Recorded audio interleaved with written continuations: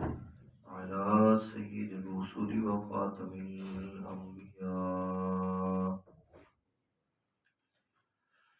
أما بعد فأعوذ بالله من الشيطان الرجيم. بسم الله الرحمن الرحيم.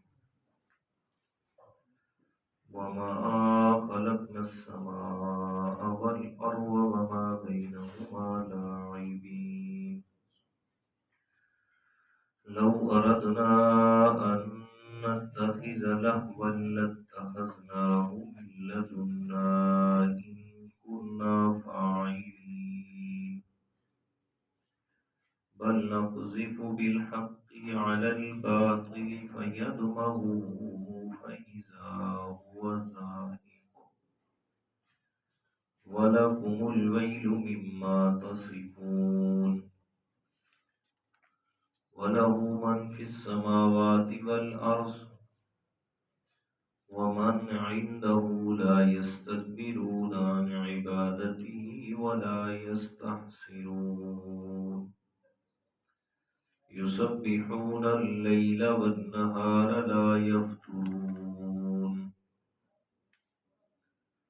اور ہم نے آسمان اور زمین کو اور جو کچھ ان کے درمیان ہے انہیں کھیل تماشا نہیں بنایا.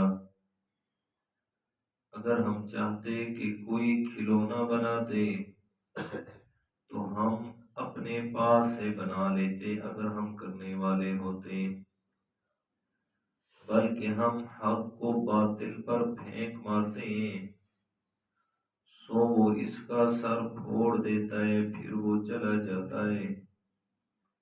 اور جو کچھ تم بیان کرتے ہو اس کی وجہ سے تمہارے لیے خرابی ہے. اور اللہ ہی کے لیے ہے جو کچھ آسمانوں میں ہے اور زمین میں ہے. اور جو اللہ کے بندے نزدیک ہیں وہ اس کی عبادت سے نہ تکبر کرتے ہیں اور نہ وہ تھکتے ہیں. رات دن اللہ تعالیٰ کی حمد و ثنا میں مشغول رہتے ہیں. ان میں ذرہ برابر بھی سستی نہیں آتی. صدق اللہ العظیم. اللهم صل على محمد النبي الأمي وعلى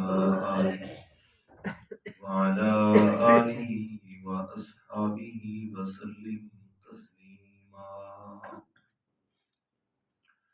سورة الانبیاء آیت نمبر 16 تا 20 ہے. ان آیات کریمہ میں اللہ تعالیٰ نے 3 مضامین کو بیان فرمایا ہے. پہلے نمبر پر توحید کا اثبات، دوسرے نمبر پر ابطال شرک اور تیسرے نمبر پر حق کی کامیابی اور فتح یابی. اول میں یہ فرمایا کہ زمین و آسمان کا جو نظام میں اللہ تعالیٰ نے بنایا ہے یہ سارے کا سارا بیکار اور فضول نہیں بنایا، بلکہ میں اللہ تعالیٰ نے اس سارے نظام کو اپنی قدرت کاملہ کی بہترین نشانیوں میں سے ایک نشانی بنایا ہے. اور آسمان و زمین کے بنانے کا مقصد بھی صرف یہ ہے تاکہ دنیا کائنات کو میں اللہ تعالیٰ کی وحدانیت اور میں اللہ تعالیٰ کی توحید سمجھ آ جائے. جیسے 20ویں پارے کے آخر میں فرمایا وَمَا خَلَقَ اللَّهُ السَّمَاوَاتِ وَالْأَرْضَ بِالْحَقِّ کہ آسمان و زمین کو اللہ تعالیٰ نے اپنی وحدانیت کے اظہار کے لیے پیدا فرمایا، تاکہ یہ بات واضح ہو جائے کہ آسمان و زمین اور اس نظام کو پیدا کرنے والا میں اللہ تعالیٰ کے علاوہ اور کوئی بھی نہیں ہے۔ تو زمین و آسمان کے بنانے کا مقصد اللہ تعالیٰ کی وحدانیت کو سمجھنا ہے، نہ کہ میں اللہ تعالیٰ نے اسے کوئی کھیل تماشے کے طور پر پیدا فرمایا، یعنی فضول پیدا نہیں کیا۔ اگر کوئی اس طرح فضول پیدا کرنا ہوتا تو میں اللہ تعالیٰ کو یہ اتنا بڑا نظام سجانے کی ضرورت نہیں تھی کہ اس سے اگر کوئی مقصد ہی نہ ہوتا۔ اسی کو اگلی آیت میں فرما دیا، بل نقذف بالحق علی الباطل فیدمغہ فاذا هو زاہق۔ فرمایا کہ یہ آسمان و زمین کا نظام پیدا کرنا یہ اس بات کو سمجھنے کے لیے کافی ہے کہ جیسے آسمان و زمین کو پیدا کرنے والی ذات اکیلی اللہ تعالیٰ کی ہے، سو اسی طرح ہماری عبادات کے لائق بھی صرف اللہ تعالیٰ ہی کی ذات ہے۔ جیسے آسمان و زمین کے نظام کو پیدا کرنے میں اللہ تعالیٰ کا کوئی شریک اور کوئی مدد کرنے والا نہیں ہے، اسی طرح اس کائنات کا نظام چلانے میں بھی اللہ تعالیٰ کا کوئی بھی شریک اور مددگار نہیں ہے۔ جیسے بنانے میں اکیلا، ایسے کائنات کا نظام چلانے میں بھی اکیلا ہے۔ جیسے اتنا بڑا نظام بنایا بھی اور پھر چلا بھی رہا ہے، تو صرف وہی ذات ہی ہے ہم سب کی عبادات کے لائق، اس کے علاوہ اور کوئی ذات نہیں ہے۔ بل نقذف بالحق علی الباطل فیدمغہ فاذا هو زاہق۔ آسمان و زمین کو بنایا تو وہ اس لیے کہ میں اللہ تعالیٰ حق اور باطل کو واضح کرنا چاہتا ہوں، کہ میں اللہ تعالیٰ حق کو باطل کے مقابل لے آتا ہوں یا باطل کو حق کے، اور پھر حق کو میں اللہ تعالیٰ فتح دے دیتا ہوں اور باطل اور جھوٹ کو ہمیشہ کے لیے ختم کر دیتا ہوں۔ وَلَكُمُ الْوَيْلُ مِمَّا تَصِفُونَ۔ اور وہ جو لوگ باتیں بنا رہے ہوتے ہیں کہ جناب ایک طرف تھوڑے ہیں دوسری طرف زیادہ ہیں، ایک طرف کے لوگ ہیں ان کے پاس کوئی ظاہری اسباب نہیں، کوئی طاقت نہیں، کچھ بھی نہیں، جناب وہ مارے جا رہے ہیں، وہ شہید کیے جا رہے ہیں، وہ قتل کیے جا رہے ہیں، اپنی جان کی بھی حفاظت نہیں کر سکتے، اور دوسری طرف تعداد بھی زیادہ، حکومت بھی، قوت بھی، طاقت بھی، اور مختلف جگہ کی انہیں مختلف لوگوں کی حمایت بھی حاصل ہے، تو ظاہری طور پر تو یہی نظر آ رہا ہے کہ یہ لوگ ختم ہو جائیں گے، لیکن اللہ تعالیٰ فرماتے ہیں فَلْيَدْمَغْهُ فَإِذَا هُوَ زَاهِقٌ۔ وہ حق نظر آنے میں کم ہوتا ہے، لیکن اس کے ساتھ میں اللہ تعالیٰ کی معیت اور میں اللہ تعالیٰ کی مدد شامل حال ہوتی ہے۔ نتیجہ یہ ہوتا ہے کہ وہ کم تعداد کا حق جو ہے وہ باطل پر غالب آ جاتا ہے، فَإِذَا هُوَ زَاهِقٌ، اور اسے توڑنے پر مجبور کر دیتا ہے، اس کا سر پھوڑ کے رکھ دیا جاتا ہے۔ وَلَكُمُ الْوَيْلُ مِمَّا تَصِفُونَ۔ اور لوگوں کی باتیں تو بس ایسے ہوائی میں اڑ جاتی ہیں، پھر سمجھ آتی ہے کہ یہ حق تھا اور اللہ تعالیٰ کی مدد تھی، اور سو اللہ تعالیٰ نے مدد کی اور پھر اس حق کو اللہ تعالیٰ نے کامیابی سے نوازا۔ اس کی بڑی مثال آج ہم اپنی آنکھوں سے دیکھ سکتے ہیں۔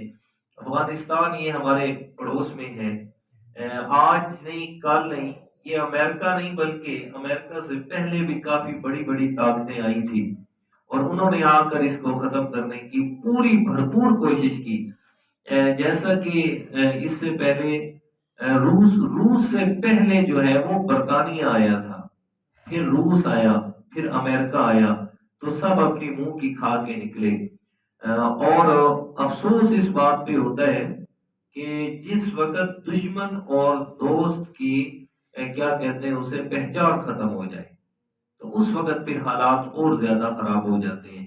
بہرحال وَلَكُمُ الْوَيْلُ مِمَّا تَصِفُونَ، تو فرمایا کہ لوگوں کی باتیں تو ایسے ہی بنتی رہتی ہیں اور اپنی باتوں میں وہ وقت ضائع کرتے رہتے ہیں، اور میں اللہ تعالیٰ ہمیشہ حق ہی کو فتح دیتا ہوں۔ تعداد میں اللہ تعالیٰ کے سامنے کچھ جو ہے وہ میٹر نہیں کرتی، بلکہ میں اللہ تعالیٰ کے سامنے یہ بات واضح ہوتی ہے کہ کون کتنا میں اللہ کی ذات پر کامل یقین رکھنے والا ہے۔ وَلَهُ مَن فِي السَّمَاوَاتِ وَالْأَرْضِ وَمِنْ عِندَهُ لَا يَسْتَكْبِرُونَ عَنْ عِبَادَتِهِ وَلَا يَسْتَحْسِرُونَ۔ فرمایا جو کچھ آسمان و زمین میں ہے وہ سارے کا سارا میں اللہ تعالیٰ ہی کے قبضے قدرت کے اندر ہے۔ جیسے پیدا میں نے کیا، پیدا فرما کے پھر ان کو شتر بے مہار نہیں چھوڑ دیا کہ جیسے کو جس طرح مرضی جائے اور مرضی زندگی گزارے۔ فرمایا نہیں، جیسا کہ میں اللہ تعالیٰ نے فرشتوں کو پیدا کیا اور ان کو حکم دیا اپنی عبادت کا، اور وہ میری عبادت میں نہ تکبر کرتے ہیں اور نہ وہ تھکتے ہیں نہ سستی کرتے ہیں، فرمایا ایسے ساری کائنات کا ذرہ ذرہ ہر وقت یہ میں اللہ تعالیٰ کے حکم کی پابندی سے وقت گزار رہا ہے۔ میں اللہ تعالیٰ کا تابع فرمان ہے، جو میں کہتا ہوں سو وہی ہوتا ہے، جو ارادہ کرتا ہوں سو وہی ہوتا ہے۔ دنیا کائنات میں میرے ارادے اور مشیت کے بغیر کچھ بھی نہیں ہو سکتا۔ ایون کی فرمایا کہ ایک درخت کا پتا بھی میں اللہ کی مرضی کے بغیر جو ہے وہ زمین پہ نہیں آ سکتا۔ جب ساری کائنات کا ذرہ ذرہ یہ میں اللہ تعالیٰ کے حکم کا محتاج ہے، تو فرمایا پھر میں اللہ تعالیٰ ہی ہوں نا تمہاری عبادت کے لائق، میرے علاوہ پھر اور کوئی نہیں ہے۔ دیکھ لے فرشتوں کو میں نے پیدا کیا اور پھر یہ ذرہ برابر بھی انہیں اس بات سے آر محسوس نہیں ہوتی کہ ہم 24 گھنٹے اللہ کی عبادت کر رہے ہیں۔ لا یستکبرون عن عبادتہ، میری عبادت سے وہ ذرہ برابر بھی آر نہیں کرتے، تکبر نہیں کرتے۔ یہ بات دل میں نہیں آتی کہ کروڑوں سال ہو گیا ہم عبادت کر رہے ہیں، ہمارا تو اتنا بڑا مقام بن گیا ہوگا، ہمیں کیا ضرورت ہے اب عبادت کرنے کی۔ فرمایا نہیں، تکبر نہیں کرتے، بلکہ وہ ہر وقت میری عبادت میں ہی لگے رہتے ہیں۔ یسبحون اللیل والنہار لا یفترون، رات دن اللہ کی تسبیح میں مشغول رہتے ہیں، اس میں سستی نہیں آتی، ذرا برابر بھی اس بات سے غافل نہیں ہوتے کہ ہر وقت میں اللہ تعالیٰ کی تسبیح بیان ہو رہی ہے۔ سبحان اللہ، الحمدللہ کہ مولا تو تمام شریکوں سے پاک ہے۔ جیسے کہ سورہ بنی اسرائیل میں فرمایا یسبح لہ ما فی السماوات والارض، تسبح لہ السماوات والارض، فرمایا کہ زمین و آسمان میں جو کچھ بھی ہے، ومن فیہن، اور جو کچھ ان کے درمیان میں ہے، والطیر صافات، یہاں تک کہ پرندے فضا کے اندر بھی ہر ایک چیز اللہ تعالیٰ کی حمد و ثنا کر رہی ہے، لیکن ولکن لا تفقہون تسبیحہم، اے انسان تو ان کی حمد و ثنا کو سمجھ نہیں سکتا، وہ کیا کہہ رہے ہیں، کون سے الفاظ سے کر رہے ہیں، تجھے سمجھ نہیں آ سکتی۔ یسبحون اللیل والنہار لا یفترون، فرمایا کہ یہ میں اللہ تعالیٰ کی تسبیح اور حمد و ثنا میں ہر وقت مصروف رہتے ہیں، ذرا برابر اس میں سستی نہیں آتی۔ وہ اللہ تعالیٰ ہی کو معبود برحق مانتے بھی ہیں اور جانتے بھی ہیں۔ تو اہل دنیا میں جو لوگ شرک کرتے ہیں وہ اپنی جہالت اور بے عقلی کی وجہ سے شرک میں مبتلا ہوئے ہیں، وگرنہ کوئی بھی دنیا کائنات کا ایک ذرہ بھی وہ اس بات کو درست نہیں کہتا اور نہ سمجھتا ہے کیا کہ اپنے رب کے ساتھ وہ کسی کو شریک کر دیں۔ فرمایا یہ فرشتے ہیں، زمین کا ذرہ ذرہ، آسمان کی ساری مخلوقات، وہ اس بات کی گواہ ہے کہ اللہ تعالیٰ وحدہ لا شریک ہے، اللہ تعالیٰ کا کوئی شریک نہیں، نہ کائنات کا نظام بنانے میں اور نہ کائنات کا نظام چلانے میں۔ اس لیے یہ دلائل دیے اللہ تعالیٰ نے عقلی طور پر کہ انسان تو اپنا عقل استعمال کر کے سمجھ سکتا ہے کہ جب ساری کائنات میں اللہ تعالیٰ نے بنائی ہے اور یہ کائنات کا ذرہ ذرہ میں اللہ تعالیٰ کی حمد و ثنا کر رہا ہے، تو انسان تو بھی سمجھ جا کہ اس بات پر کامل یقین رکھ کہ جیسے بنانے والا میں اللہ تعالیٰ، ایسے نظام چلانے والا بھی میں اللہ تعالیٰ، اور تیری عبادت کے لائق بھی صرف میں اللہ تعالیٰ ہوں۔ اللہ تعالیٰ